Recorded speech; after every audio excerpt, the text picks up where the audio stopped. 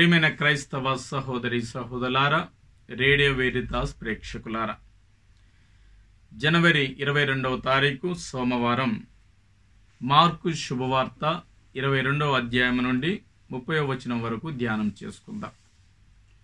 క్రీస్తు భగవానుడు సాధారణమైన వ్యక్తిగా జీవించాడు. ఈ లోకంలో తండ్రి వృత్తిని నమ్ముకొని తండ్రితో కలిసి ఒక వడ్రంగిగా తన జీవితాన్ని కొనసాగించాడు. క్రీస్తు భగవానుడు 30 సంవత్సరాల పాటు సాధారణమైన వ్యక్తిగానే జీవించి, మరియా యోసేపులతో కలిసి జీవించి, తోడి యూదులతో ఆయన ఆడుకుంటూ వారితో కలిసి పనిచేస్తూ వారితో సంతోషంగా గడుపుతున్నటువంటి సాధారణమైనటువంటి యూదుడు క్రీస్తు భగవానుడు.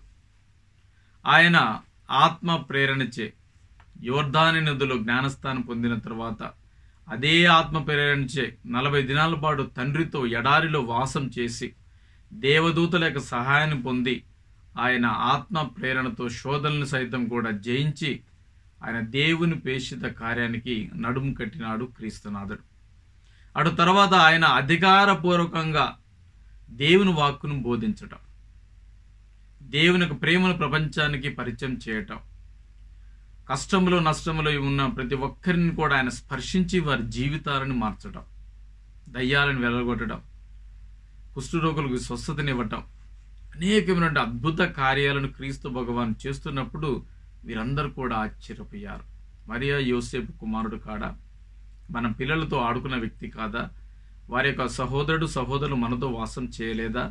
ఇలాంటి సాధారణమైనటువంటి వ్యక్తి అసాధారణమైన కార్యాలు ఎలా చేయగలడు అని వారి యొక్క హృదయములో ప్రశ్నలు మొదలైనవి. ప్రేమైన విశ్వాసులారా, ఆ ప్రశ్నలు మొదలైనప్పుడే జరిగినటువంటి సంభాషణే ఈనాటి సువిశేషంగా మనం భావించవచ్చు. క్రీస్తు భగవాన్ ఎవరు కూడా నమ్మట్లేదు, ఎందుకంటే ఆయన దైవ కుమారుడని యూదులు ఎవరు కూడా అంగీకరించలేదు. ఈయన కేవలం బెల్జెబూలు తోటి, వాటి యొక్క సహాయంతో, శక్తితోటి దయ్యాలను ఎల్లగొట్టే సాధారణమైన వ్యక్తిగా క్రీస్తు భగవాన్ పరిగణిస్తున్నారు ఈనాటి యూదులు. కానీ క్రీస్తు భగవాన్ వారికి సరైన సమాధానం చెబుతున్నాడు. దెయ్యం ఇంకో దెయ్యాన్ని ఎలా ఎల్లగొట్టగలదు అని ఆయన తన యొక్క శక్తిని, ఉనికిని, ఆయనకున్నటువంటి దైవత్వాన్ని వారికి వివరిస్తూ ఉన్నాడు. ప్రేమ విశ్వాసులారా, ఈనాడు మనమందరం కూడా అదే అంశాన్ని ధ్యానం చేసుకోవాలి.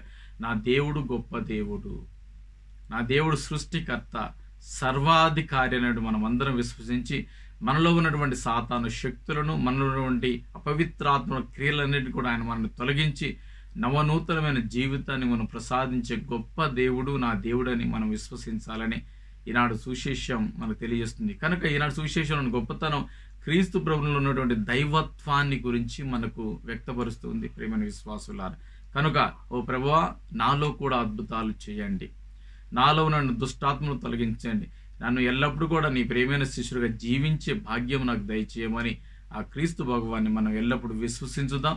దేవుడు మనలను, మన కుటుంబాలను ఎల్లప్పుడూ దీవించునుగాక.